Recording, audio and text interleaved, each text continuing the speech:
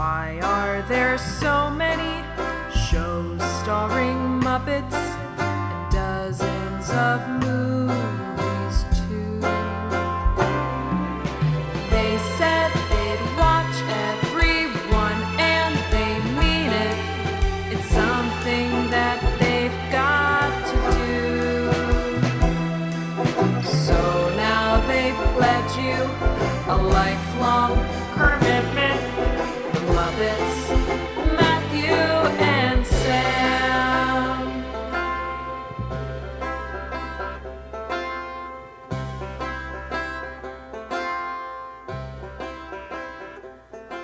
Welcome to Commitment, the podcast where two friends have vowed to watch all things Muppets. I'm Matthew Gatos. And I'm Sam Schultz. And this week we watched 3 episodes of Season 2 of The Muppet Show in New York airing order. And they were Edgar Bergen, Dom DeLuise, and the Nancy Walker episodes. Always scared I'm going to have watched the wrong ones until you say it, even though I read it a million times while I'm doing it. Yeah, I mean, that's only really happened once so far where you didn't watch the Hollywood Squares thing. So yeah. There hasn't been like a huge fuck up so far where one of us just like hasn't watched the right episode of something. Yeah, but the power is balanced in a way that only I can fuck up. You actually can't fuck up, I don't think. Because I make the schedule? Yeah. Yeah, that's fair. I have secured myself a position where I can never be wrong. Oh, this is great. I love this. You do look legitimately very happy now. No?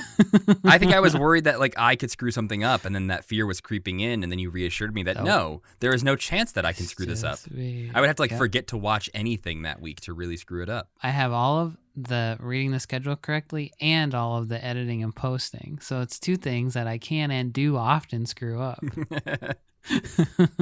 Well, speaking of other things that we were supposed to watch, and thankfully I think we both remembered too, we also watched an appearance of Big Bird on Donnie and Marie from October 21st, 1977.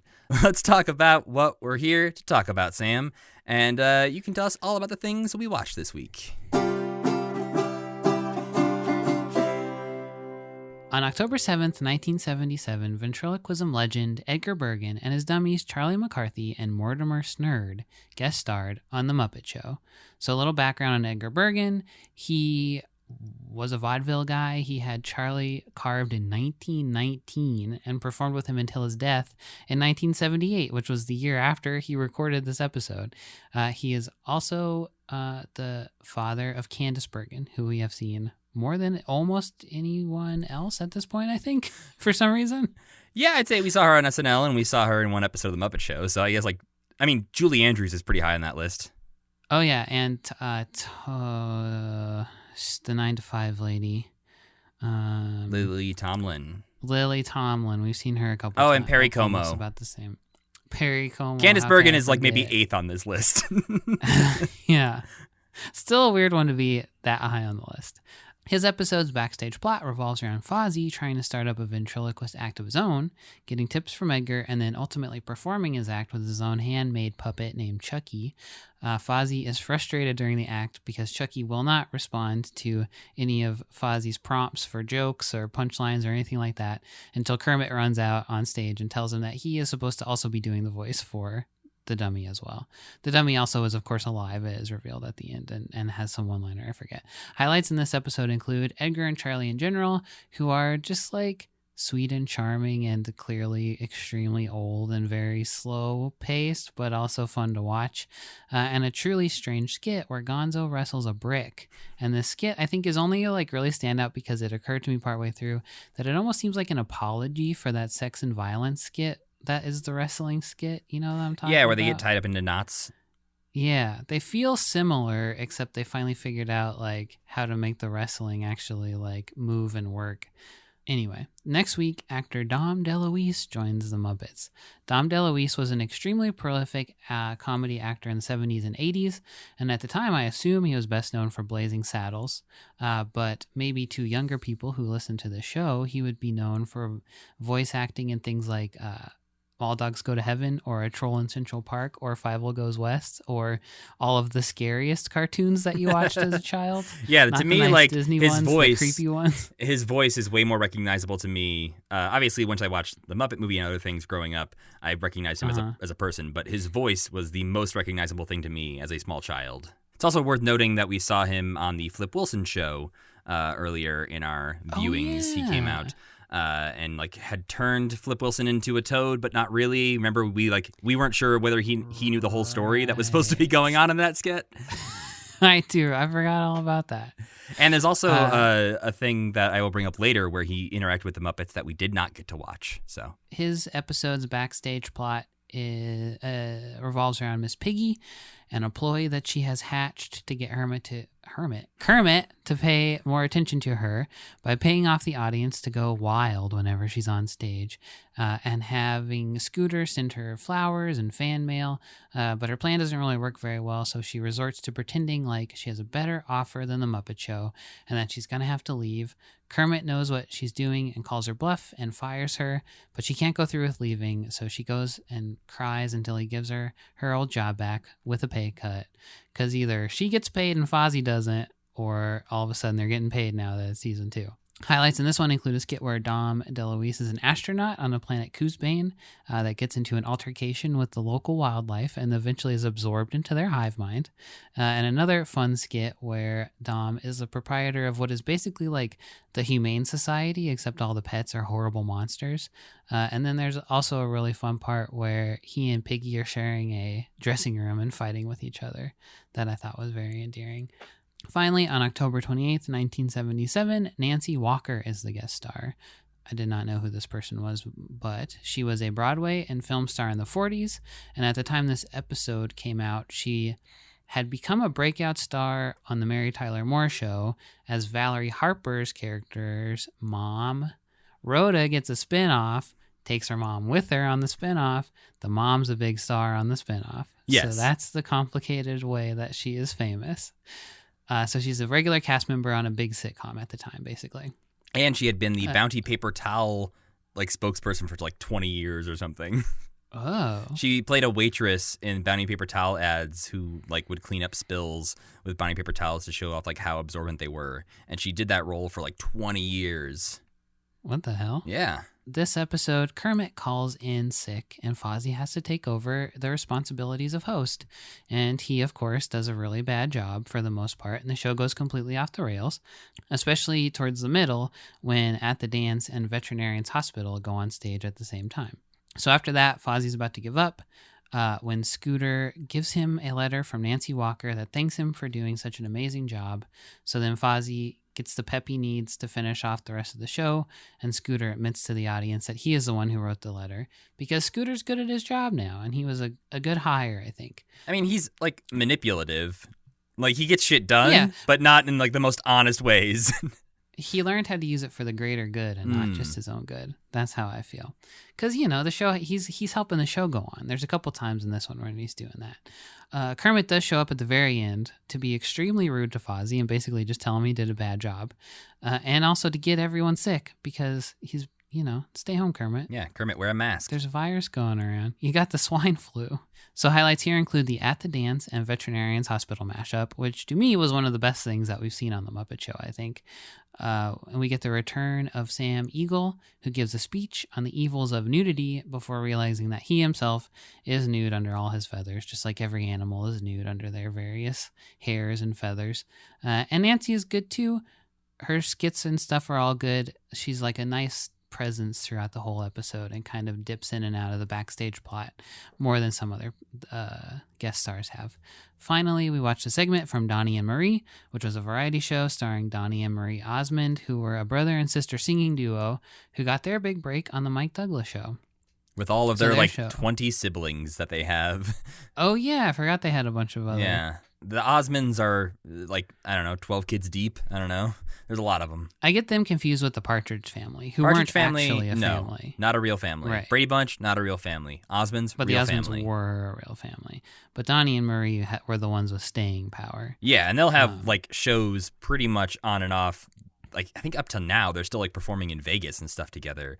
And the Muppets consistently will go back to Donnie and Marie's various shows like through the 80s and 90s. So this is not the last we will see of Donnie and Marie. So their show, I thought it was a little weird that there was a variety show still around at this point in the timeline, but I looked on Wikipedia and it specifically said that their show was like an aberration and somehow stayed popular even though every other variety show is gone at this point.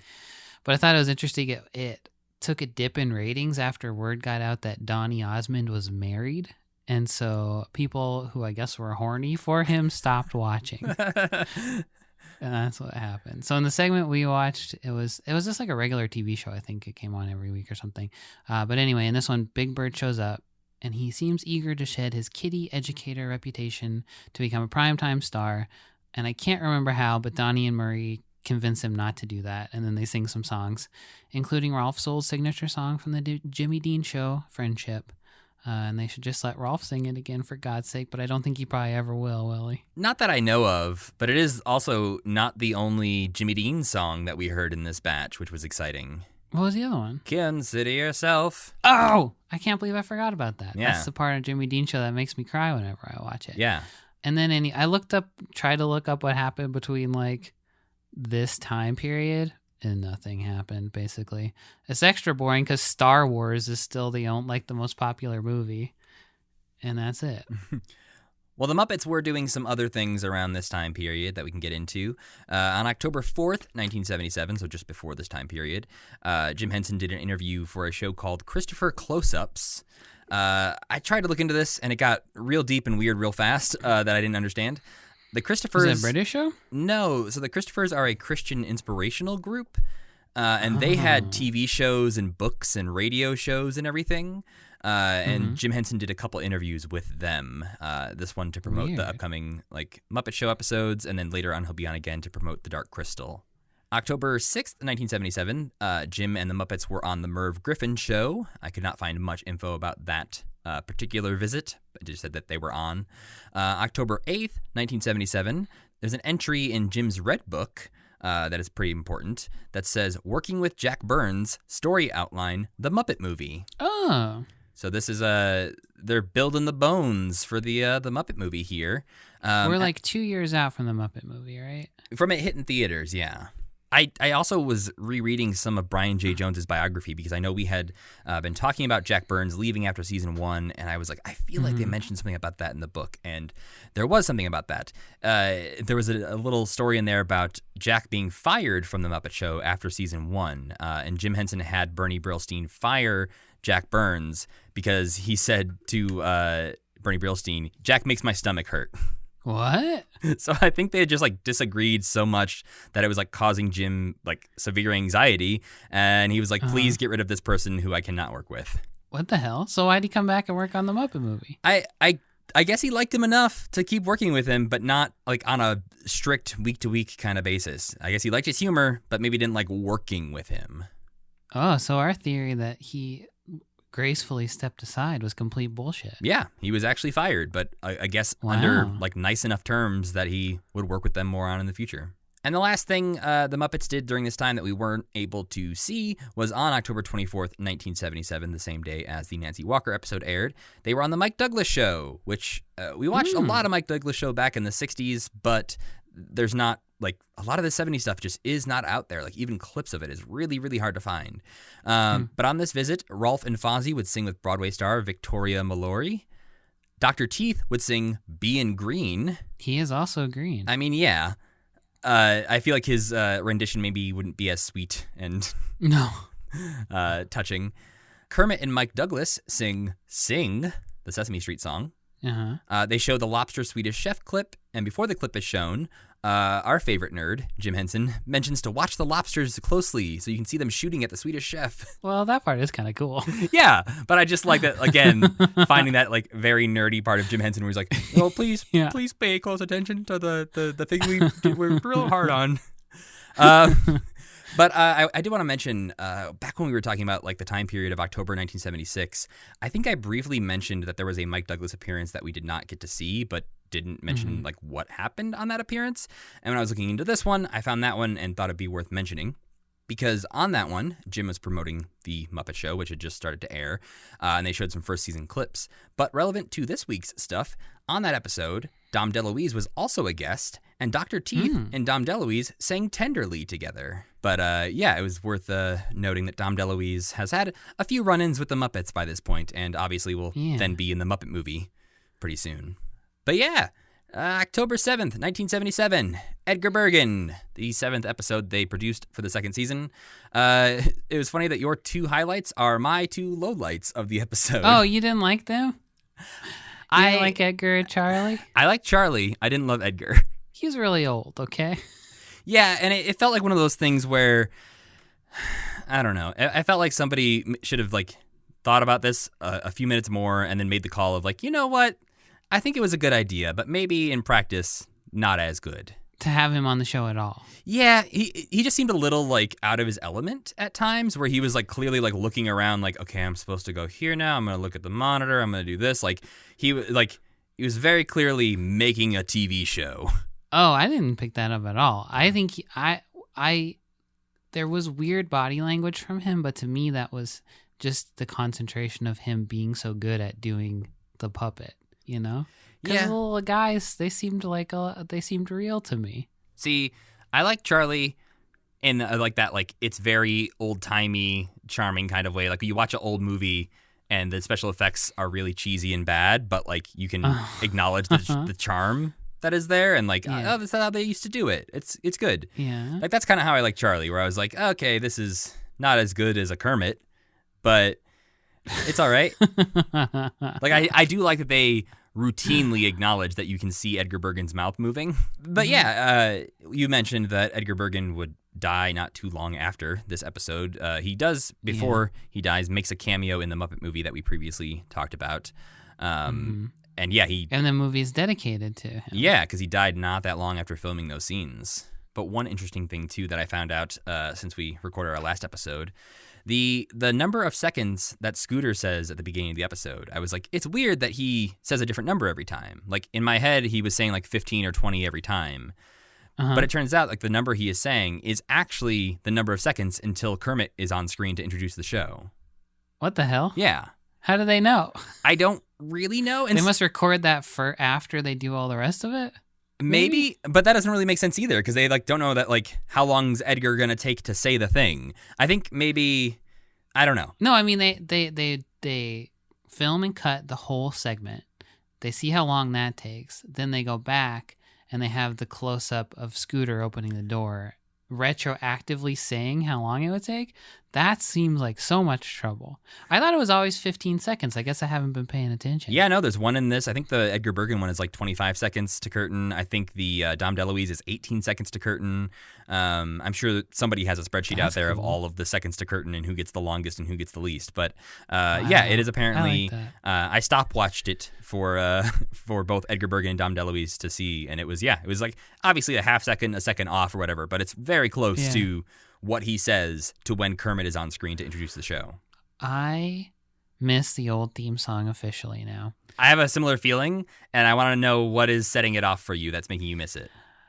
I think you spend so much time with randos in the new version of the opening that you don't get to spend any time with Kermit or Fozzie like you used to.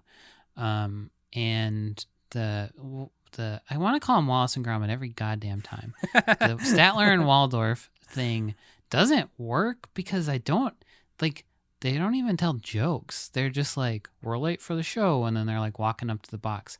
I'd take Fozzie telling a little joke 100 times over Statler and Waldorf just not doing anything and milling about. That's mostly why. But I also miss I miss Kermit and I miss Fozzie being a big part of it. To me, it's when they cut off the male chorus line that comes in and they get like one less line and they're just like, it's time to get things started. And it just like races into it that it feels cut off and it feels shorter. And obviously like we have that experience of hearing the longer version, hearing the longer lines that they get to say, but it feels chopped. And when I was watching the old theme, I'd be like, fuck yes, here we go. It's the Muppet Show.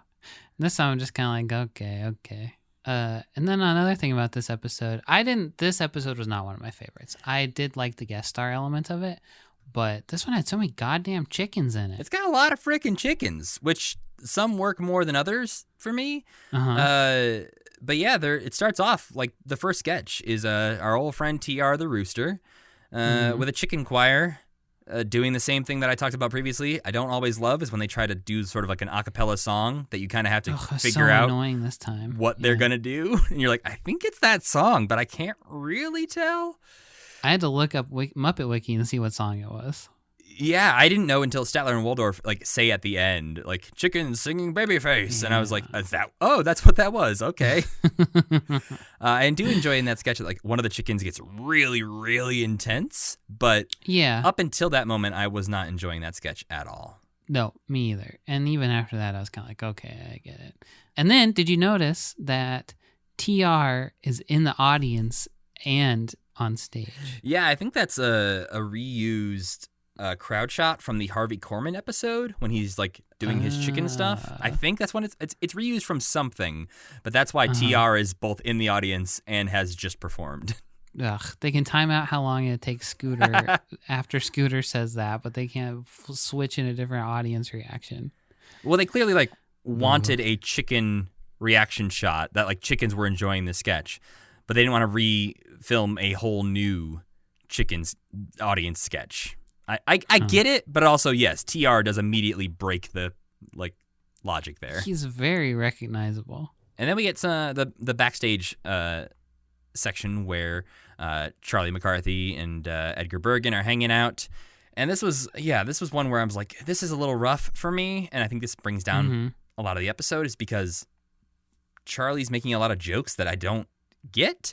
And I don't think it's that like it's a time period thing. I think some of them just don't make sense, or it seems like maybe somebody skipped a line in the script. It's like one of those things where I'm like, I don't even think Kermit is understanding what Charlie is trying to say. Oh, I didn't get that impression at all, but I can't remember what any of his jokes were. Maybe I was just so delighted when the little guy talked. He was very hung up on like Frog or Toad, and I couldn't tell if he was like trying to insult Kermit or not at times. Well, I think he is supposed to be an insult comedian, so I think that's what they were always going for. Okay. It's a bit of a stretch maybe when you're talking to another puppet who doesn't have an actual real life that you can insult or anything like that. I love the payoff of all of the Muppets coming in and singing Consider Yourself, because it's a very sweet moment of like obviously Jim Henson acknowledging Edgar Bergen and Charlie McCarthy as like family to the Muppets, and obviously a big inspiration. I liked in that part a lot that Charlie McCarthy was like, I don't actually want this. I don't like any of you. Please go away. Yeah, he's like, I would rather not be part of your family. Yeah. We also did hear Consider Yourself on the Flip Wilson show as well. That song's just been around a while. We keep hearing it. The first version of it is one of the best pieces of pop culture ever that I've ever seen, I feel like. But this, it gets a little flatter every time because it's not quite as meaningful and not quite as like... It's like the first one is Jim Henson like being ushered into stardom in a way. When they sing it on the Jimmy Dean show to Rolf, it's clearly like you are a part of this show, Rolf and Jim Henson. We want you to stick around. Whereas like this is a nice little tribute to Edgar Bergen, but at the same time, he's not going to be here next week. No, they're never going to see this guy again. Well, they'll see him one more time in the Muppet movie. Well, they saw him in the past. I guess, yeah. That's the prequel. Yeah. So what did you think about Gonzo? That was another one of my lowlights. Really? Why? Yeah, I put in my notes that Gonzo wrestles a brick. It felt like it was going to be funny, but then wasn't. I think that's the point, though. Yeah, but I usually enjoy Gonzo's weird things. Like, I usually enjoy them even if there isn't really a payoff. But I felt like this was just, like, the timing felt off to me or something about it, where I was just, like, waiting for more to happen or, yeah, I don't know. Something about it just didn't click, but... I think it hit the sweet spot for me where... It seems like the skit could really be happening on the show and like people are watching it, and like Gonzo is a loser. So to see him actively being a loser was kind of like, oh, I can't believe that they're doing this and showing this and not just telling us that he's a loser. Like it surprises me how often you actually do see him on stage flopping or like doing weird stuff. When in my perception of the show is that they just say he's weird, but they don't show him doing weird stuff. Right. But they actually do show him doing weird stuff all the time, and I like that. All right. I enjoy that part of it. And it is like he is like a performance artist because he's like, even in the meta, like in the context of the show, this is a weird thing that they're doing. And I it's just think kind of interesting. I didn't necessarily, I don't know. I agree that I like it as part of the show. I think like in the moment, I didn't enjoy the experience of watching it. Okay, that makes sense. I think I was just like, haha, what the heck? What are they doing? I do like that he loses. Like, obviously, he's wrestling you a brick. promised me a welterweight brick. Yeah. He's got longer legs now, too. He was more proportionally pleasing. Yes, he looked more like a Gonzo we know and love as opposed to a little squashed Gonzo from last week. Yeah. But, okay, so this next thing, though, not counting the backstage plot, this was the first time I've been actively insulted by a Muppet thing, I'm pretty sure. Or, like, the pigs in space. Ah, yes. Explain. Well, so the whole joke of this and every Pigs in Space so far is basically just being mean to Piggy on the basis of the fact that she is a woman. So in this one, they're like, oh, we have to use the hot, cold element something across the horizontal equalizing plane, or else we're all doomed. Only you can operate the independent heating unifying element across the horizontal equalizing plane, Piggy. And she's like, hell yeah, it's my time to shine. And then they wheel out a ironing board and an iron. And they're like, we haven't done our laundry in weeks. You have to do our laundry. Then you'd think that this would be the kind of skit where Piggy would get mad at them and sock them, which she does try to do, but the door closes and she socks the door instead and hurts her hand. So it's like, what are we getting out of this skit? It's just me. It's like the only mean-spirited Muppet skit we've ever seen, I feel like. I had a thought, and I don't know if this rings true consistently going forward, but based on the two we have seen so far, I had the thought of, is pigs a play on words? Is it that they are misogynistic and like men are pigs? Is this, hey, misogynistic men in space kind of joke? We'll have to watch more. Yeah, same. I am basing this only on the first out. two because I also had that same reaction where I was like, is this all that Pigs in Space is just like super sexist jokes at Piggy's expense? Because if so, that sucks. And two, maybe it's on purpose. Like that's the theme of the sketch, but if so, that also sucks. And in looking through some like upcoming future Pigs in Space sketches, it does not seem like that is the crux of every single one. Okay. But I am wondering if maybe early on we might see that. I couldn't find anyone else like saying the pigs was like a double meaning, so I don't know if that's intentional or not. But that was the only slight defense that I could think of for that.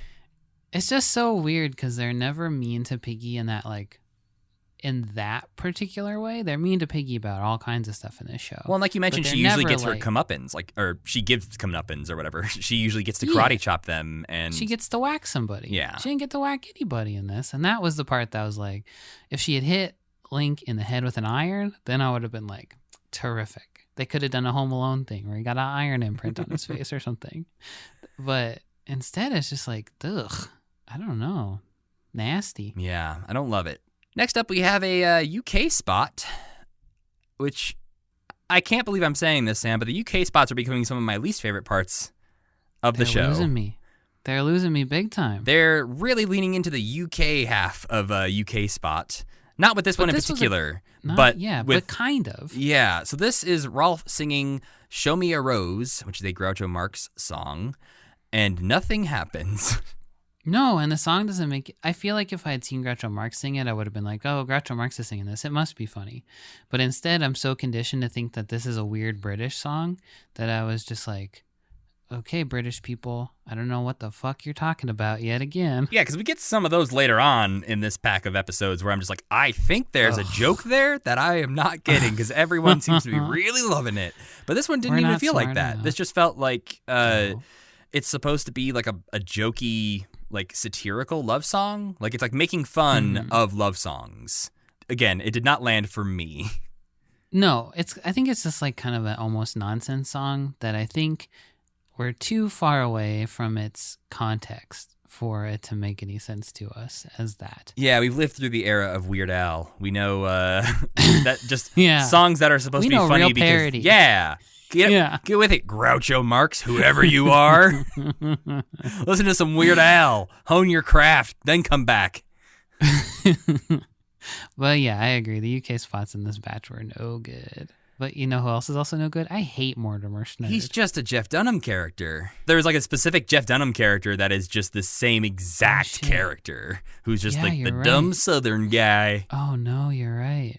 Which is It seems like I've known about Mortimer Snerd for a while. I mean, I've listened to like old radio shows with Edgar Bergen and Charlie McCarthy. Whenever he shows up, I'm just like, no, I'm going to skip forward through this part. It's just like unbecoming of the kind of like, there's like a fake classiness to Edgar Bergen and Charlie McCarthy. There's like a when wit. It's Mortimer, it's just like, what? Yeah. And Yeah. Mortimer is not wit. Like it's technically wit because they're witty jokes about like how dumb this guy is. Or he's like saying dumb things, but they're so dumb that they're like fun wordplay. But he just is unpleasant to look at. And it's kind of weird to see Fozzie be like, you are really dumb, Mortimer. Not very nice, Fozzie. Yeah, no, for Fozzie to be again like looking down on somebody else, that shows you how low of a character Mortimer Snerd is. Yeah. But this part, towards the end of this episode, it was kind of like the parts with Edgar Bergen drag on because he is slow, so those parts are slow. I'm even looking at Jeff Dunham's Bubba J character now, Yeah. and it's obviously intentional. It's not like he ripped it off and hoped nobody would notice. It is like the same face as Mortimer Snerd. I've seen that before, and that must be why I get a bad feeling off of him, because it is looking at something that seems like it's out of place in time, like it should be in the early 2000s. They're both so ugly. But then the next part was one of my favorite parts that we've seen in the Muppet Show, also with Fozzie doing his ventriloquist act. Absolutely agree. I should have put this in my highlight because this was just forgot. It was so funny. Yeah, the fact that Fozzie, like anytime a Muppet is trying to use a puppet, immediately is one of my favorite things. Like we saw it in the Muppet Meeting films, and we're seeing it again here. And so immediately I see Fozzie with a puppet on his hand. And I'm like, this is funny. And then when he tries to tell the joke, and the payoff is that Fozzie doesn't realize that this puppet won't talk on its own, is so good. Yeah, it makes so much sense that he would not understand that puppets don't just talk. Well, I also love like the joke at the end then is like once they leave, the puppet can talk. The puppet was just like being a dick and like choosing to not participate in the act. And it was nice to see Fozzie back in front of his old stage and doing his thing. Yeah, I want to like look at a list of all of the Muppet like painted backdrops that they use because they're all very weird and like very rarely line up with what's happening. Because this one is like, okay, so Fozzie's outside of Central Park performing like on the street. I don't understand what the setting is supposed to be. But it's the same place he always is. Oh, right? absolutely, yes. Yeah. But like they have this one that's like these marble columns, and I'm like, I don't really know where you're supposed to be right now. And there's just like a lot of random outside or palace interiors that they use for no real sensical reason. I would guess in real life, you do actual plays in theaters, and then you do vaudeville on the weeknights or whatever, or the matinees or something, and they just have to use whatever they have. I like that idea. So you got to wheel out this park stage, and Fozzie just sees it, and he's like, I like that. Looks nice against my orange fur or something. I pop. Then we have one of my maybe surprisingly favorite things in this episode. Okay. We have a scientist singing Time in a Bottle while he drinks some potions and starts to age backwards, Benjamin Button style. And they do this by switching to different younger looking Muppets, and Jim is altering his voice a little bit so he's sounding younger and younger. And at the end of that sketch, the potion explodes and the puppet is young or old again. I like this one in theory. Why do you like this one? It seems like a bit of like a bolder idea for the Muppets. Like it seems like a really artsy thing that they were like, I don't know if this is going to work, but let's give it a go. And I kind of like that idea behind it. And again, reading the Jim Henson biography, it mentions that Jim Croce was one of Jim Henson's like favorite artists at the time. And so knowing that like he picked this song probably to do this sketch around, and again, it's removing the metaphor, like take time in a bottle and literally put time in a bottle for a scientist. Yeah, I think I agree that the execution of it is maybe not as like polished as it could have been, but I really, really like the idea. Here's what bothers me about it. If they had done this 15 years ago, they would have found a way to physically change that puppet in the moment to make him look younger instead of cutting away. Like you would have like pulled off some hair and a younger face Yeah. would have been underneath or something. Because it even looks like when he's wrinkly at the beginning, like he has wire stretched across him strategically to make him have wrinkles. Yeah. And then I was expecting them to like snip something and those wrinkles would go away, or like an explosion would happen and they'd like stick a wig on him or something. So that bothered me. That seemed like something that they would have tried to figure out how to do it like a magic trick back in the day instead of just using editing. But I did think it was beautiful. I thought it looked great, and I loved that they had like him drinking real liquid and like doing real science experiments. I thought that was pretty cool. I always, again, think about like, I'm sure they have a pipe running down his mouth that like leads to a bucket somewhere. So all this is draining out somewhere. But I do also like to imagine that like it's just pouring on top of Jim Henson's head. And he is so wet. He's so committed to this performance that he doesn't even care that he's just pouring liquids on his head. So I think actually I really liked that one. There was just a tweak they could have made that I feel like could have made it like an all-time great one. Next up, we have some more chickens, Sam. Ugh, this is when I checked out of the episode, kind of. I couldn't watch more chickens do stuff. I didn't mind this one. It's pretty short, and it ends with a giant chicken attacking Statler and Waldorf because they don't like the yeah. And it's very clear that like they built this chicken suit for Harvey Korman back in season 1, and we're like, we have to use that giant chicken suit or David Lasers. It's the same one. Yeah. I never even noticed that. Yeah, they're scared of David Lasers. Yeah, he's like, you guys fucked me with Vendaface. You have a giant chicken suit sitting in the back that you need to use now. You better write at least 2 skits with a giant chicken in them. Okay. God bless them, they did it. Yep. But yes, it's again, that was all right. And then we get the Edgar Bergen, Charlie McCarthy doing their actual act on stage at the end. And yeah, it didn't, I mean, again, the jokes never really hit. And they had Miss Piggy come out to try and karate chop. Again, she doesn't get her revenge. She tries. She attempts to karate chop Charlie, but this is one of those of like, Charlie's a different kind of puppet because he's alive maybe, but when she karate chops him, it's like revealed that it hurts her because he's made of wood. Yeah, it doesn't stand up to scrutiny. No, we got Scooter and Kermit are blood and guts inside. They feel pain when they get chopped. Charlie, solid oak. It would have been funny to see him get his what was coming to him, I think. His head's just going to shatter if they try to like cause any damage to Charlie McCarthy. Yeah, but he's a little punk. He deserves it. I have a very creepy old Charlie McCarthy doll in my closet that was my grandmother's in like the 20s or whatever. And it's so deteriorated and like has a big giant crack in his skull that it does look like if you like buried Charlie McCarthy under the floorboards for 50 years, what would happen to him?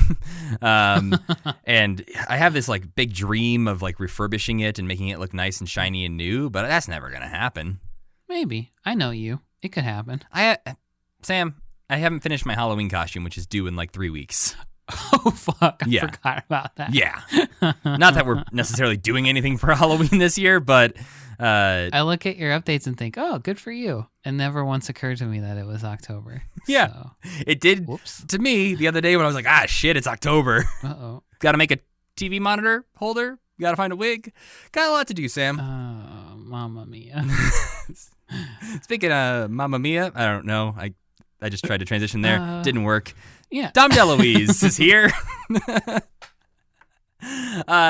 This is maybe my favorite episode we've watched so far.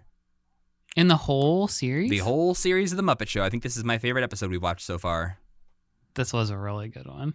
I think I texted you this, that like Dom DeLuise was like built in a lab to hang out with Muppets. He is so effortlessly like added Zany? to this group. Yeah. And feels just like a human Muppet. God damn, he's so funny in that Planet Coosbane one. Oh, when my he's God. like talking to the thing and like waving at him. It's so good. That's so funny. We'll get there. Yeah.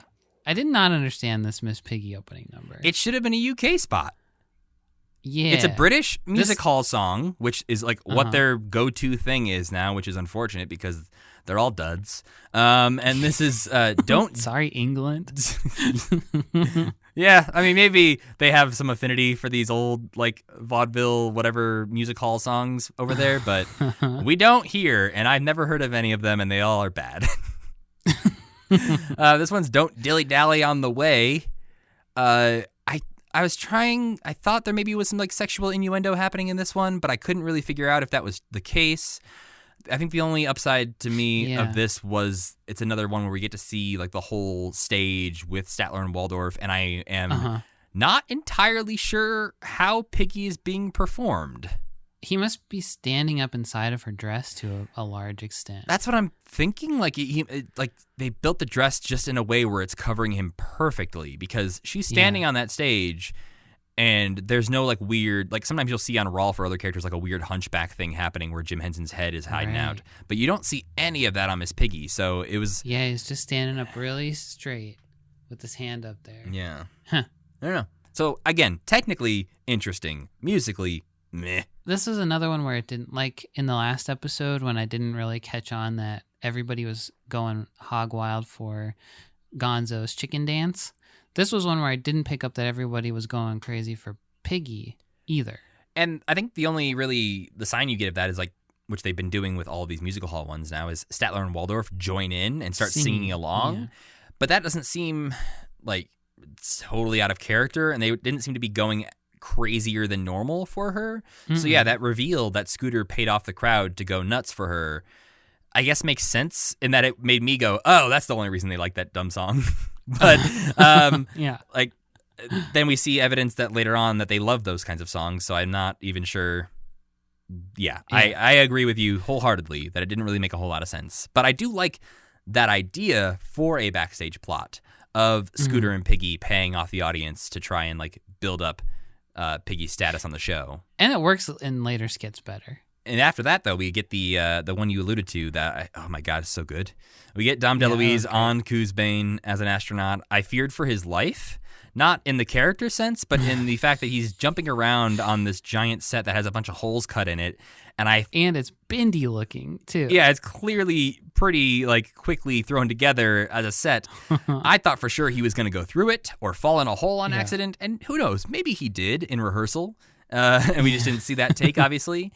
But yeah, it's him visiting Coosbane and all these little new Coosbanes, the Murdly Dops. Yeah, Murdly Dops are there, who are popping out of the holes a little gopher style. And they steal his radio. They stretch out his arm to an unhealthy degree. Yeah.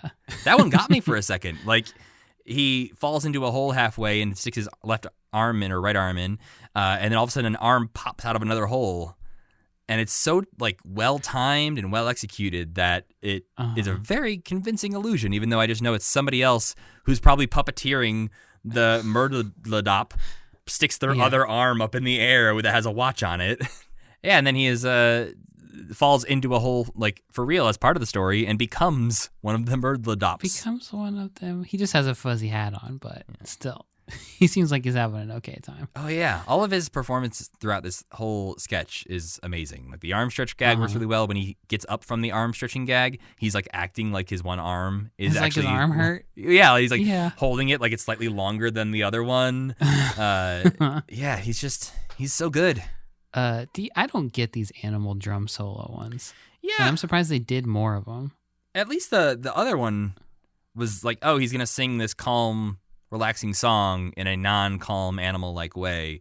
And this one, he just like plays the drums for a few seconds and then stops. And like Muppet Wiki does not shed any light on what they're trying to do with this either. No. It just happens. Yeah. And it seems like one of those, again, those like sex and violence sketches where they're just trying to bridge some gaps between things. And maybe they wanted something because not that they ever really care about this kind of thing, but they're starting to in this batch a little bit more, is like the continuity between sketch and backstage. And so maybe they didn't want to cut from Coosbane Dom DeLuise to backstage Dom DeLuise. You're probably exactly right. Because what I really like that starts to happen in this Dom DeLuise backstage sketch, where we find out he's sharing a dressing room with Miss Piggy, is that Piggy is getting ready for the next sketch. And we don't see She's that got her a lot. veterinarian's hospital outfit on. Yeah, she is getting prepared to... Oh, she throws her bra over the thing, too. Yeah, like her bra, her girdle, or something like that. She's like, you can hear her getting undressed behind the divider and making some very grunty, like, relief noises as she gets out of her girdle. But yes, this is mostly just the two of them kind of picking on each other because they have to share a dressing room. Yes, very, very sassy. That's so good. And then this veterinarian's hospital isn't amazing, but this is one where the plot bleeds over into the onstage antics, which I really like, where Miss Piggy comes out of the hospital door and everybody like standing ovations her. Yeah, like it's like Kramer walked in. Yeah, exactly. I agree that the jokes themselves in that veterinarian's hospital weren't necessarily the top tier Vets Hospital jokes, but I did enjoy that they did the same herd of cows joke that we saw back when Rolf and Jimmy Dean were on the Ed Sullivan Show, in their little like goodbye sketch they did in their 1969. goodbye performance. Yeah, they did the like. How do you remember all this stuff? My brain is broken, Sam. That's your curse. Okay. Yeah, the curse is that I can't forget anything we've watched. But and also like specific jokes like that jump out at me in a way where I'm like, I have heard that before, and I'm pretty sure Rolf said it. And this was one where it was him, and the same exact joke, where it was like, herd, of course I heard of cows. Then we have another UK spot with their first look at the new Jug Band. Is Slim Wilson part of that new Jug Band? Yeah. Oh. Slim Wilson and Lou both part of the Lubbock Lou and Jug Huggers. Yeah, I don't know why it's called Lubbock Lou. She is named Lou, but she is not Lou. There's another person named Lou in the band. Yeah, why would you do that? Screwed up there, huh? It's like they'll eventually have two Nigels in the Muppets, and I'm like, you could have not had another Nigel. That would have been very easy to avoid. Or the Menomina situation with the other Menomina. Yeah. I don't know what they're doing. Just make the same puppet twice and name it two different things. Yeah. What are you doing? Whoops. But yes. But I couldn't wait for this one to be over. Really? I liked this one more than the music hall numbers they've been doing. It also features Louise Gold in an uncredited appearance, but we were watching it, and Devin, my wife, for those that don't know Devin, said, wait, is that an actual woman doing a voice? And I was like, yes, it's the woman of this season that they use, is Louise Gold, who is the only British on-screen talent that the Muppets will hire. Whoa, that's wild. Yeah. And this song was also known to have been performed on Sam and Friends. Oh, interesting. Yeah, not in any of the ones we saw. No, lost to the history. I think this just is like the kind of Prairie Home Companion bullshit that drives me crazy a little bit. Is kind of what this one struck me as. Yeah, I don't love it. I don't. I think it was one of those things of like relatively compared to the British music hall songs. I was in favor of this one over those because I kind of got it more. But at the same time, it's not as good as the old UK spots they were doing. It's not as good as the other Jug Band things they were doing. Yeah, I think you're onto something with that. They moved some of the good skits they came up with off of the UK spot. Yeah, I think they had that idea of like, oh, why would we hide these in the UK spot? Why not just put something very British in the UK spot? Yeah. New Yorkers will never see it anyways. The next sketch we have is the Dom DeLuise welcoming viewers to the Shepherd's Institute of Animal Protection, which is him just trying to get you to adopt a monster. And the three monsters we have available to adopt are Mean Mama, we haven't talked much about yet because she's only popped up in like one other sketch so far. We have the luncheon counter monster, who we'll find out why he is called that later on in this episode. But we did see him eating a machine and stuff previously. He's popped up. And then we also have our friend Dog Lion or Dog Lion or Dog Lion or Dog Lun. Who knows? Nobody. There's no, as far as I know, canonical way to say it. But we're going to get Muppet Twitter to admit that it's Dog Leon. I kind of thought he was going to say it in this one. I was really afraid he was going to say it, honestly. I thought he'd be like, you can adopt Dog Lion. I'd be like, God damn it. That's it. That's the end of my petition. This is another situation where you can never actually be wrong, just like we talked about at the beginning of the show. So congrats to you. I just need to seek out more of those types of internet arguments where it's like, well, there is literally no way you can prove me wrong. Yeah. I really liked this one and the Kuzbane one for the same reason, in that I wish there were more of these skits that were like SNL style skits that incorporated the guest star into them a little bit more, and that's pretty rare, I think, so far. And I think that's largely, I'm guessing, based on the guest star and what their sort of comedy chops are, because if they're just known as like a dancer or a singer and not necessarily a comedy performer, they may not be as like easy to slot into a sketch. Whereas like Dom DeLuise is the perfect person to slot into a sketch. All he does is comedy. And he's worked with dumber things than this, I guess, probably. He will be Pizza the Hut eventually. So, will be Pizza the Hut. This is true. This is kind of his wheelhouse. But yeah, I totally agree. This sketch is fantastic in that sort of just completely chaotic, Muppety way that we get to see a lot of in this batch of episodes, that just it keeps going and going, and you want it to keep going and going. Like, I could have watched like 2 more minutes of this sketch and it would not have overstayed its welcome. Yeah, and I think this just shows a guest who is fully committed to the bit in a way where not for a second do I see like the veneer come off and go like, oh, Dom DeLuise is sort of like not into it in that moment. He is fully committed to being destroyed by these monsters. Yeah. We get another good choral mix of Muppets showing up at the end of this that I don't necessarily love the song or the performance necessarily, but I like the idea that we're getting these groups of Muppets coming out to sing sweet songs together. And it's not George and Hilda and Mildred and Muppy or whoever just like coming out to sing randomly. It's all your favorites and some blue guy. Yeah, I don't really know who that is. He might just be a random band member. But yeah, I do enjoy that. That felt similar to me to the Consider Yourself moment where they all come in and start singing a sweet song together. And I don't know, the sweet Muppet moments get me. The earnest Muppet moments get me. I'm starting to sort of find the highlights for me of like what I really like about the Muppet Show. Yeah, and then it's nice that they're being nice to Piggy in this moment too. Yeah, which I mean, yeah, she brought it on herself, to be fair. Like, she was trying to dupe Kermit, but well, she wants love and understanding. I mean, she paid the audience of the show that they all, it's their job to perform. Like, if you started paying people to leave nice comments on SciShow videos, you might get a talking to. That's different. If I was doing it to try to find love, then everyone would understand. Then next, chronologically, was Big Bird on Donnie and Marie. Sam, how'd you feel about that? Well, okay, so I thought it was just whatever. Your run-of-the-mill Big Bird appearance. Whenever I see these Sesame Street Muppets pop up, I'm always like, oh, I miss these guys. Bert and Ernie, Oscar, they're all great, and we don't see them as much as we used to. But so this was fine. I didn't really have any particular thoughts on this. But Donnie and Marie, I tried to watch the whole thing out of curiosity. They start off the show on ice skates.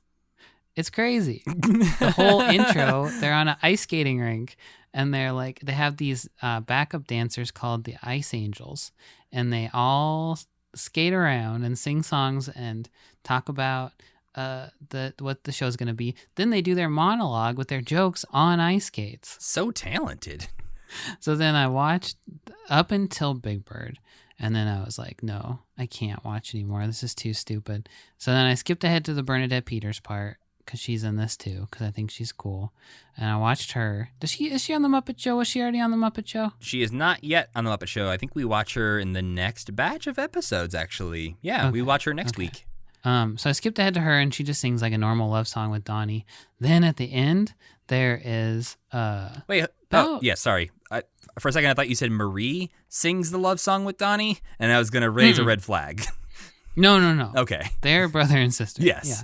Then at the end, there's like a 20-minute spoof of James Bond. Oh, no. Called Rhinestone Finger. Oh, in which all of the guest stars from the show so far, not Big Bird, I skimmed to make sure, show up as Donnie is James Bond, and he's doing James Bond. Of course he is. Yeah. Is it a Connery And- impression? Yeah, it is, of course. And he's being really cool.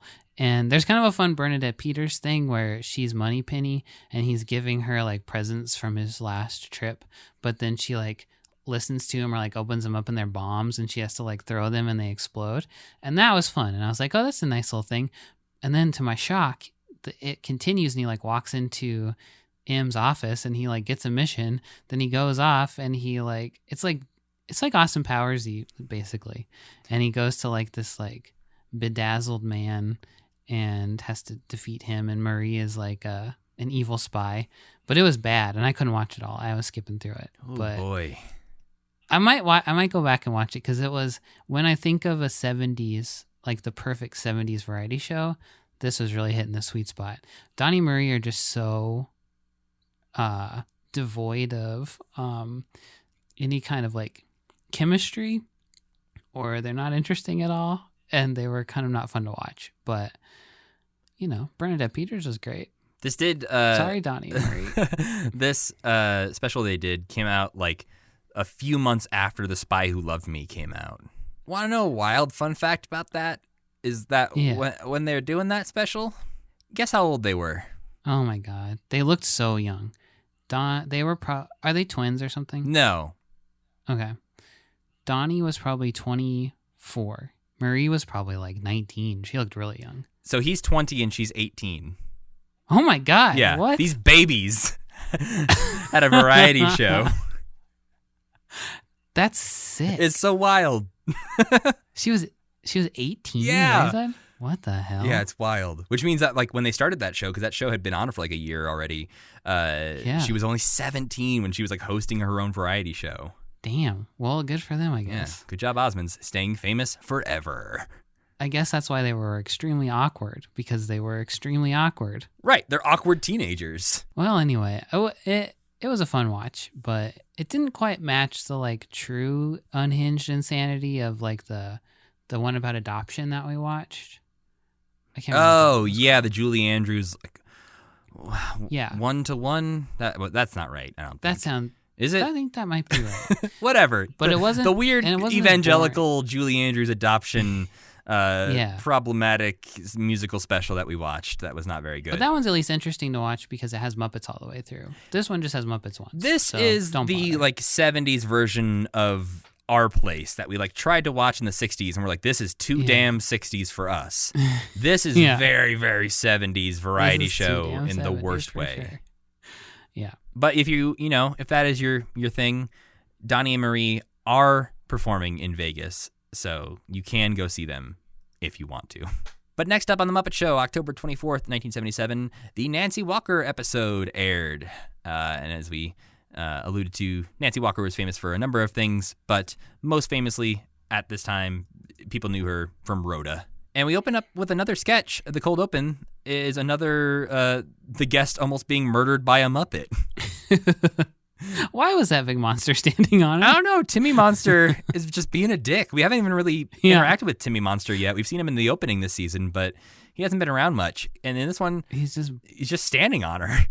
yeah. Scooter tells her to stand by, and she says she can't even stand up. That's because the monster's bullying her.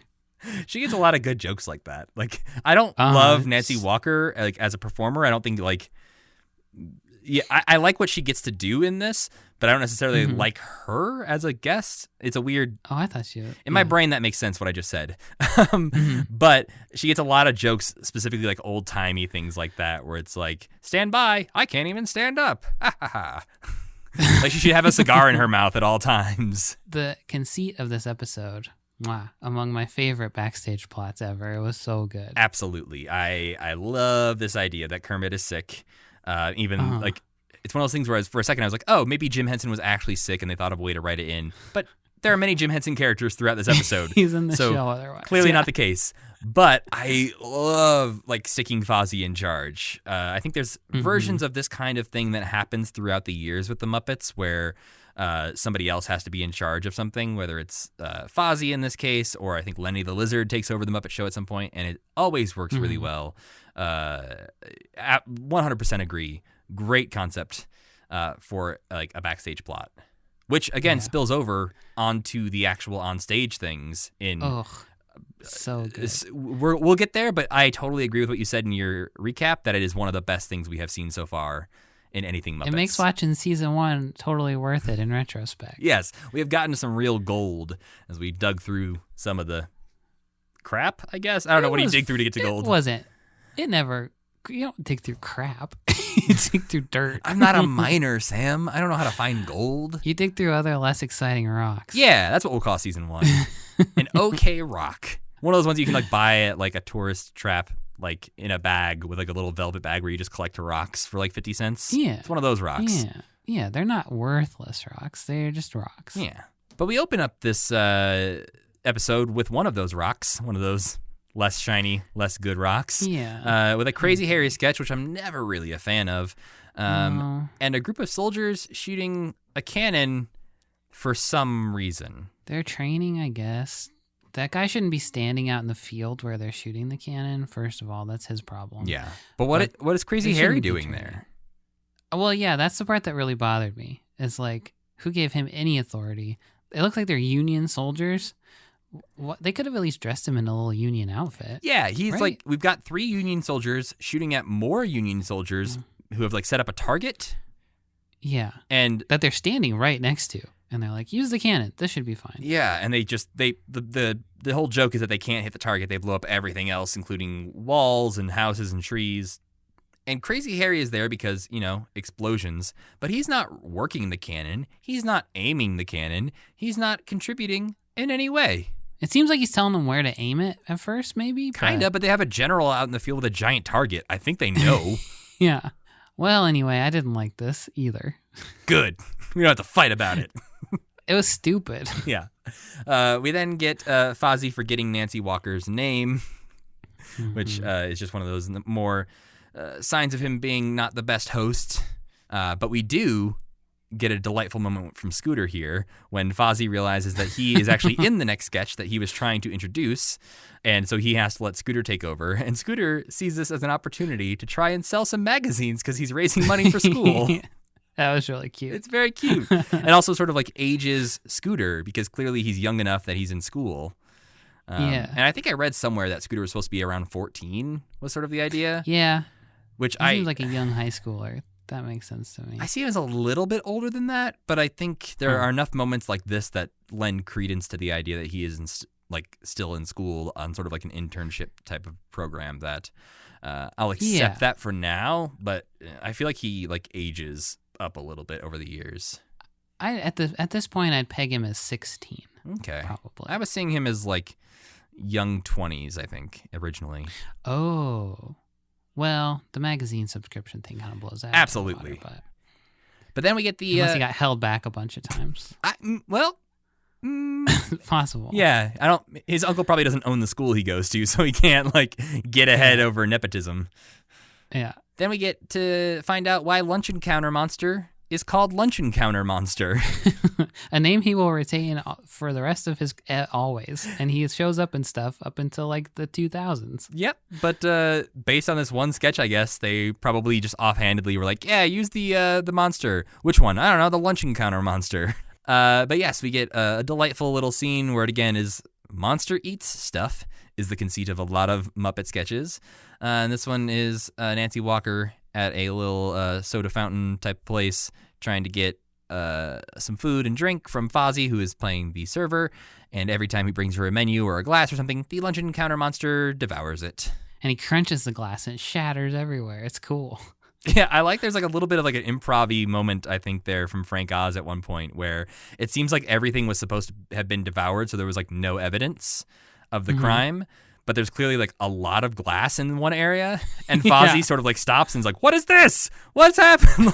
And it seems like an off-the-cuff reaction of like he came over to say, "Where did it go?" and then realized there's a lot of glass there. He kind of has some idea. Yeah. And yeah, this one, again, I was liking it. It was like sort of like I got the joke pretty early on how this was going to go. And then they do a little plot twist at the end, which was nice, that Nancy Walker was not upset that the monster was eating her stuff. She was upset that he was hogging all of the stuff. And she wanted to eat it first. Yeah. Yeah. So she takes a nice big bite out of the counter itself. She's also the counter that looks like it's made out of like fudge or something. A huge piece of fudge. Yeah, I think it was just like painted foam, probably. But I suppose it's one of those things like we've talked about in the past when things are now in like on a big HD TV, you see things the way that people wouldn't necessarily have seen them back on a 1976 like 10-inch screen. Yeah. And so when she lifts up that piece of the counter, it's very clearly a very different material than everything else not that really she's the been same around. color or anything like that. Yeah. But yeah, it's fine. But yeah, did you like the payoff at the end? Oh yeah, I like this whole thing because it's another like SNL style skit where they're using the guests to the full effect. And then we get it, Sam. We get the highlight of the episode and of the whole week, I'd say. Yeah. Almost. We have Piggy talking on the phone to Kermit, promising Kermit that she's going to dedicate Veterinarian's Hospital to him, a performance in that. And Rolf comes in to tell her, hey, we can't do Veterinarian's Hospital because Fozzie just introduced At the Dance. And she... First of all, I love that Rolf gets to do something. That was great. And so, yeah, he lets Piggy know that they can't do Veterinarian's Hospital because Fozzie introduced At the Dance, and Miss Piggy insists that no. It's too late. Despite that, they are still going to do Veterinarian's Hospital. So what we get is a mashup of At the Dance happening in the operation room. And it is the best At the Dance we've ever seen and the best Veterinarian's Hospital we've ever seen. Yeah. It's a little closer with Veterinarian's Hospital because that one is generally pretty good. But it's just a delightful payoff to everything that we've seen so far. It's like Infinity War or whatever that was called. I just watched that last night, so nice topical fresh reference for me specifically. That's a hard one to watch on a weeknight, man. It's a long movie. We did it. We committed. Did it all in one night.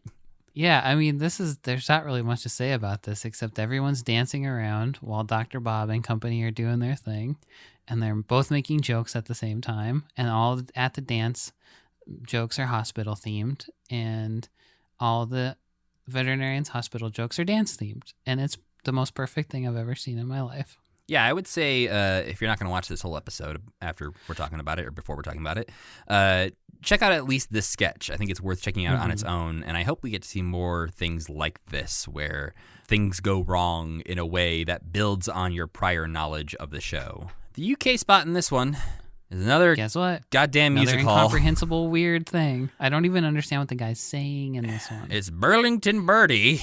This old wrinkly British man sings My Who Old the Dutch. fuck is that? And yeah, thankfully we'll only see Burlington Birdie one more time. And singing a song called Burlington Birdie. Of course. Just to really drive home my hate for this man. I don't understand why Statler and Waldorf are crying. They're not even British. They're just, but they love British music hall music. Yeah. They have a weird presence in this group of episodes. They're not in it much, and they're not funny. Speaking of not that funny, the next sketch is a man listening to his bird sing in a cage, while a few other birds come up to the window and start singing to this bird. And They're doing that thing you hate.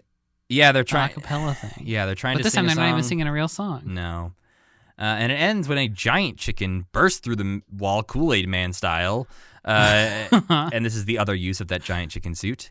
And shoves this Muppet Man into the bird cage as, I guess, revenge because his little bird was in the cage and they're The trying bird to free seemed him. happy, but maybe he wanted to be out with his friends. I don't Well, at the really end, we get know. to see him. He's sitting in the chair reading a book. So Yeah, he just I like swapped that places part. with the man. Yeah. It was a lot of buildup for something that was not related to any of the buildup at all. And something about the human Muppet seemed off to me. Like he was sort of like mouth agape the whole time and like looked sort of robotic. Yeah. And I don't- His emotion about the whole situation was not clear. No, he was just kind of like, And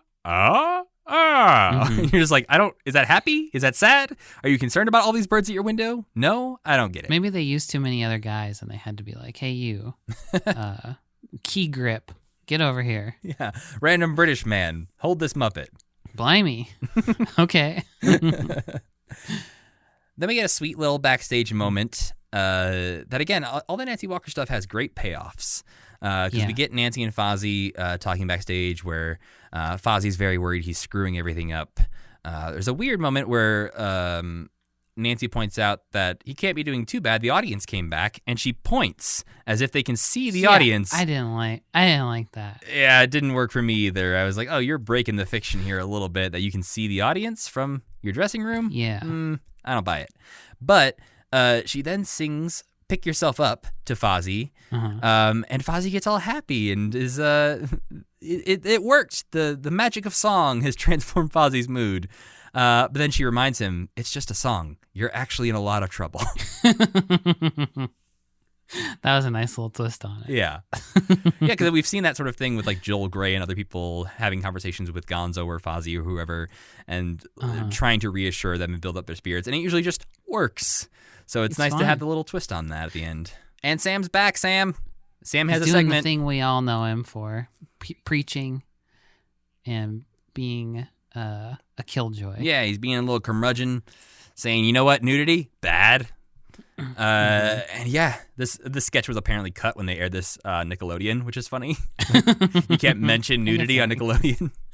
Yeah, he does cover his penis at the end. Birds don't have penises, Sam. Well, he does. You don't think He Sam must. would have a cloaca? He must have a penis if he was embarrassed of it.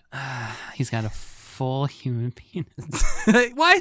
You can't even say it's like a duck penis or something, like corkscrew. It's got to be a human penis. Yeah, it's blue.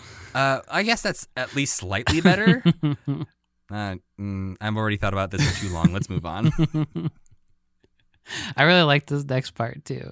Kermit's calling to see how the show's going, and Nancy starts talking and giving him advice on how to feel better.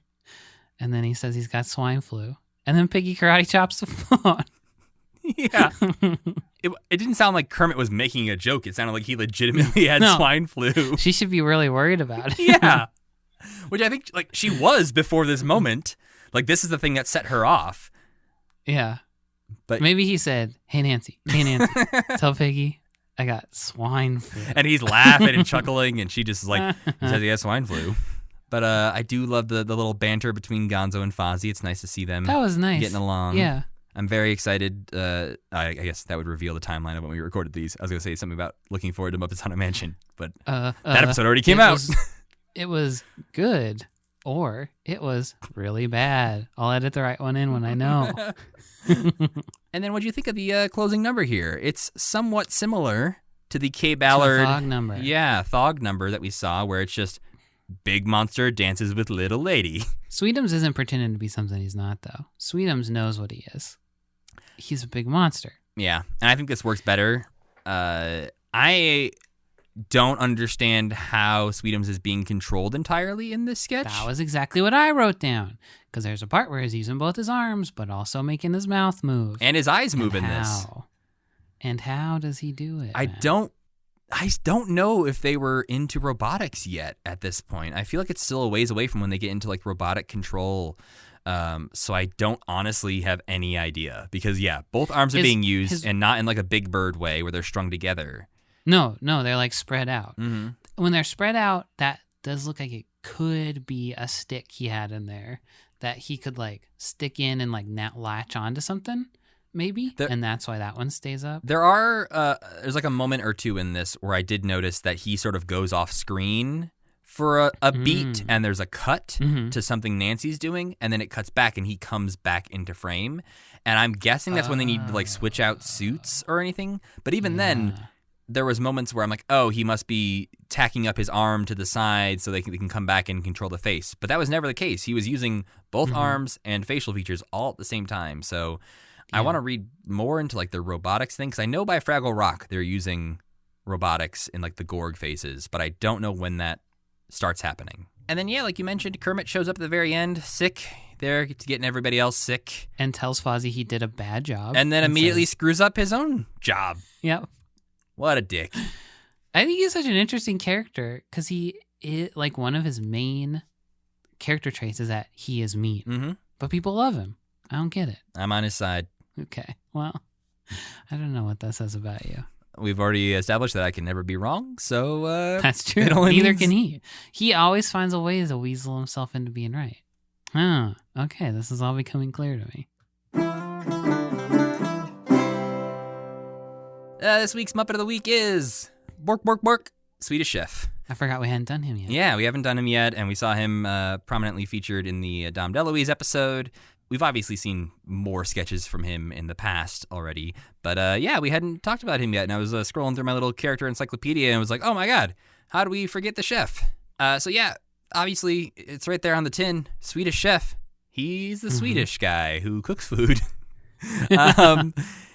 And he is performed in the same way that you might perform like a Rolf or a Fozzie, where you need two performers. You need an assistant and the main performer. But a Rolf and a Fozzie, we've talked about in this podcast before, the primary performer is controlling the left hand of the puppet, and the right hand, their right hand, is up in the head of the puppet. Right. And so they have somebody right-handing for them, controlling the right hand of Rolf or Fozzie or whoever.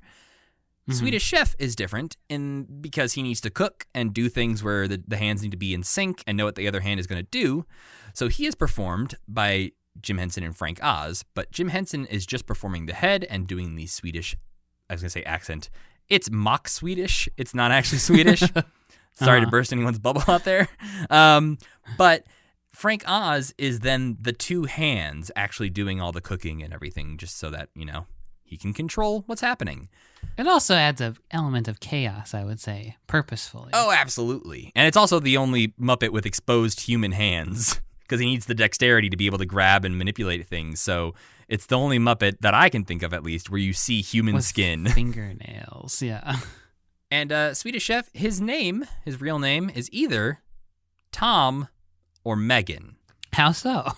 In the episode with Danny Kaye of the Muppet Show, Danny Kaye comes on and plays one of the Swedish Chef's relatives. He is basically just a human Swedish chef. And he refers to him as Tom. But then on the Muppets, the ABC series, the Swedish Chef asks somebody for an autograph who I can't remember, and asks them to make it out to Megan.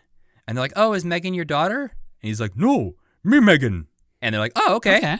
Yeah. So there's two examples of his name being either Tom or Megan. Who knows? It's also worth noting that before Swedish Chef's debut in the Muppet Show Sex and Violence in 1975, Jim Henson had tried out a few other Swedish Chef-like characters. The sort of proto-versions existed with Omar, who was a Sam and Friends character, when they were in Hamburg, Germany, doing their little puppet tour in 1961. They did a cooking sketch just like this where he spoke nonsensical German. And then we got to see Chef Bernardi on the Mike Douglas Show in 1966, making a 60-second salad flambe, which was a sketch that neither one of us really liked all that much because it was really rushed and there was no real jokes. And they messed up part of it or something? Yeah, he was like saying he was doing something, but he had actually not done it at all, and so it was not really well done. So they perfected it with the Swedish Chef, who has gone on to be in pretty much every Muppet thing since the Muppet Show Sex and Violence. And very rarely do we see the Swedish Chef being anything other than the Swedish Chef. Like, he doesn't often play characters or anything. He is pretty much Swedish Chef. But yeah, Jim Henson was the main performer from 1975 through 1990, with Muppets at Walt Disney World being his last appearance as the Swedish Chef before he died. And then after that, Bill Beretta took over being the main performer in 1996, starting with Muppet Treasure Island up till the present day. And when Bill Beretta took over the character, Steve Whitmire was most often the chef's hands. And like a lot of Muppets, there's some other performers that pop in to fill in the gaps in time between when it finds a new full-time performer. So David Rudman, who is now Cookie Monster, did the Muppet Christmas Carol Swedish Chef in 1992. Steve Whitmire performed the Swedish Chef in something called I Love Lucy Movie Mania Screen Test, which is from 1999, which is What the hell is that? It's a series of really weird, Muppet TV and movie homages they did that I don't even remember what they were really for, but they showed up on a Best of Muppets kind of DVD thing. So we'll have to track them down and try to watch them when we get to 1999, but there's a lot of them. And then Victor Yared filled in to perform Swedish Chef in From the Balcony, episode 26 in 2006. So there's been a number of people, but Bill Beretta seems to be the main performer of Swedish Chef at this point. And Bill Beretta also is like Pepe and other people, for those that don't know. Some fun facts about Swedish Chef. In 1988, he had a cereal, an actual cereal you could go buy in the stores. It was called Crunchy Stars. We mentioned earlier that Frank Oz was the hands of the Swedish Chef, and that was and it's such an iconic detail of Swedish Chef that often it is bizarre to see photos of Swedish Chef with like puppet hands. They'll occasionally do that for some like photo stills they need for things. It always looks weird. And the Museum of the Moving Image also thought that would be weird. So they have one of the original Swedish Chef puppets on display in their museum. And what they did was they got plaster casts of Frank Oz's hands and put them on display inside the puppet. Gross. Yeah, so if you go look at the Swedish Chef puppet at the Museum of the Moving Image, there are actual like plaster Frank Oz hands in there. Another small note about Swedish Chef, these days you might notice that he wears a gold wedding ring. And that is because back in the mid-2000s, Steve Whitmire forgot to take off his wedding ring when he was performing, and they couldn't reshoot whatever they had shot. And so they just leaned into it. And so ever since then, he has continued to wear a ring. Even some action figures they put out in the 2000s were wearing wedding bands. And there's like a small reference to him having a wife on the ABC Muppets show, but it's not like, obviously, that show I wouldn't consider like a hard canon type of show. What would you rate Mr. Swedish Chef? He's not one of my favorite guys. Ooh, interesting. Do you have any reasons why he is not your favorite? I don't have any good reasons. I was expecting you to cut out when I said good, because No, too late. He's just a little, I guess he's one note is maybe part of why. You're not wrong. And he's also one of those guys who shows up on like a rude person's t-shirt, or like for some reason he just has become one of the leading Muppets. And to me, he seems like one of the lesser Muppets. I have seen a lot of shirts on Etsy that say like, Vert de Furk. Yeah, exactly. People have latched onto him in some weird way that I don't really understand. And then recently, there's that Twitter. Have you seen that Twitter that did the Muppet bracket? Did you see that? Yes. Okay. I disagree with most of the winners. Yeah. So recently, well, this one won, but recently it was Fozzie Bear versus Swedish Chef. And people were like arguing for Swedish Chef, and it was almost like 50-50. And Fozzie just barely squeaked by. What? To me, that's fucking ridiculous. That should be like 90 to 10. Yeah. That's what I think it should have been a blowout.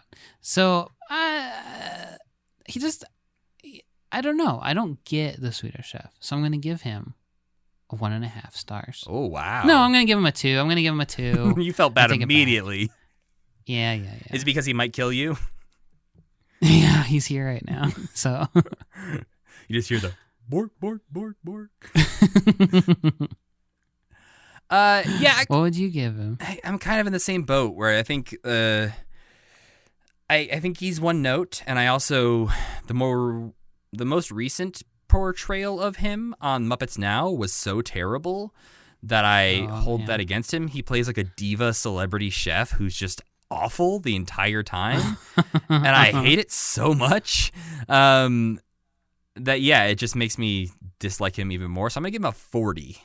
Okay, he's passing, not too low, though. But he's not not too bad. Yeah, he's not the worst. He seems like an unpleasant person more than a lot of the other ones do. I think that is because he is so like one note. You can't have a conversation with the Swedish Chef.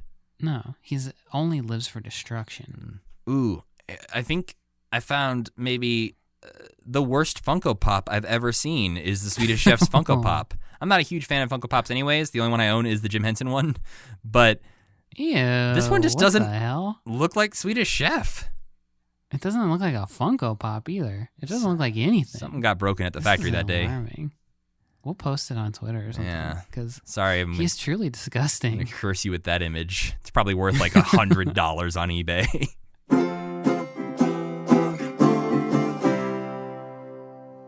All right, Sam. So, did you have any time to watch any non-Muppet media this week? Yeah, I'm still kind of it's about to be the time when I start watching a bunch of scary stuff. I really assumed you had like dived right into your spooky month. No, I've been busy. It's only the 4th of the month, and it was my dad's birthday, and I've been editing this podcast, which is the last episode, not the one about Muppets Haunted Mansion, the one before that. Took me for freaking ever for some reason. But anyway, so I've been doing that mostly. And no, I haven't dived in yet. I fully intend to. Got to admit something that I'm a little ashamed of. I watched a few episodes of Ted Lasso, and I thought it was okay. I had never watched it before. Oh, that's what you're ashamed of. I thought you were ashamed of liking it. Yeah. I was like, Sam, this is a very popular show that many people like. That's what I'm saying. I did like it. I liked it.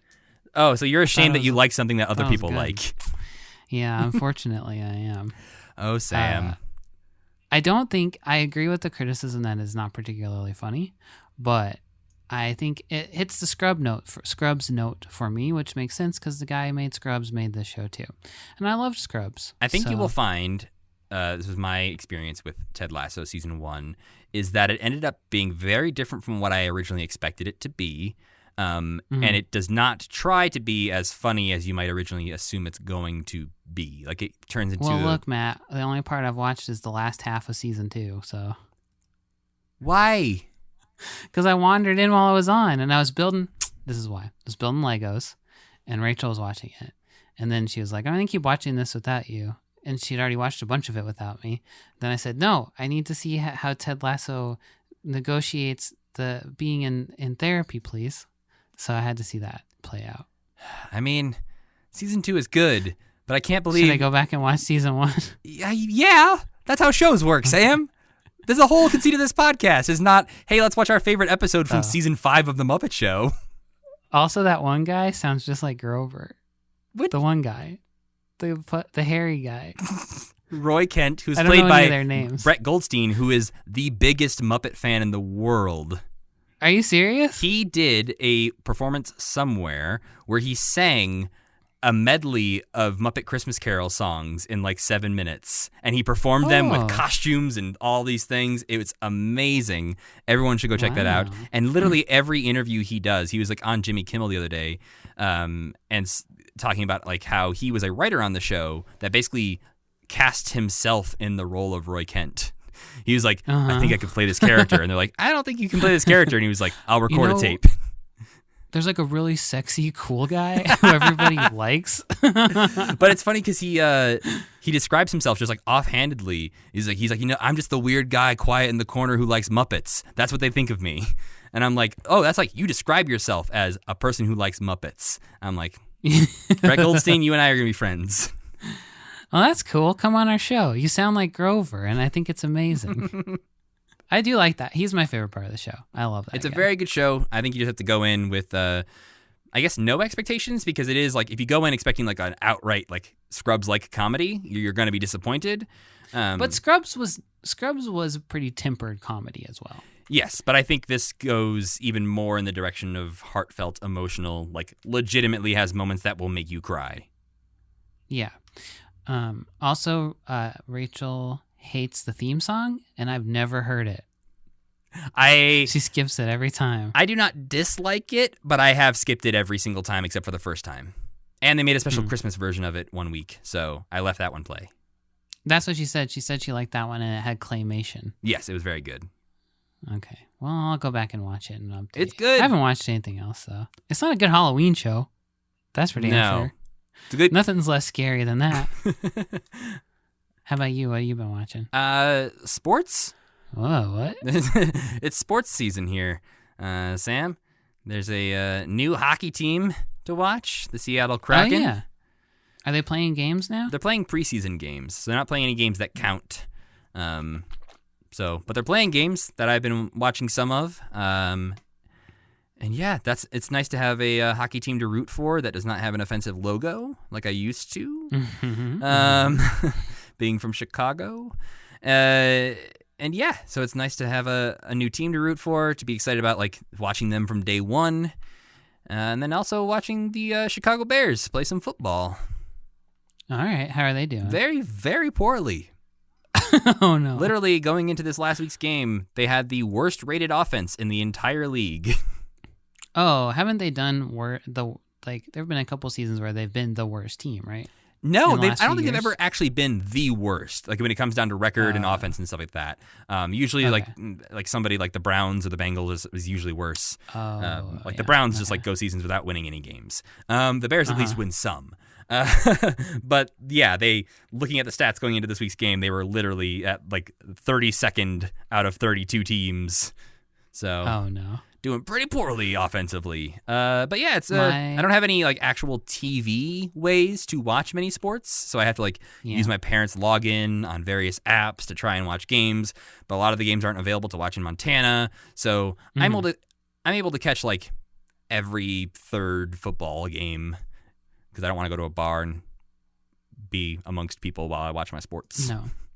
No, why would you do that? But yeah, that does it for this week. It's time to start watching some spooky things. I think, not necessarily, when it comes to Muppets, but in our normal life. But next week we will be watching 3 episodes of The Muppet Show and get again in New York airing order. And the first episode will be featuring Steve Martin, and that aired on Halloween 1977. But it's not spooky at all. I don't think so at all. It's just, It's on Halloween, but it's not spooky. So we'll be watching the episodes with Steve Martin, Bernadette Peters, and Milton Berle. And that's actually all the Muppets did between October 31st, 1977 and November 11th, 1977. So that's all we're watching for next week is those 3 episodes of The Muppet Show. But before we go, we need to thank our friend Tuna for creating the music for this podcast and Cassie Wilson for singing our theme song. You can follow this podcast on Twitter at CommitmentPod, where we'll tweet out and let you know what we're going to watch next week, and we'll tweet out fun little audio clips from the episodes. This week's will definitely be about Sam the Eagle's penis. If you want to reach out to us in something longer than a tweet, email us at mail@commitment.com, and you can follow me at Matthew Gatos. And I'm at Slam Schultz. And as always, keep believing. Keep pretending.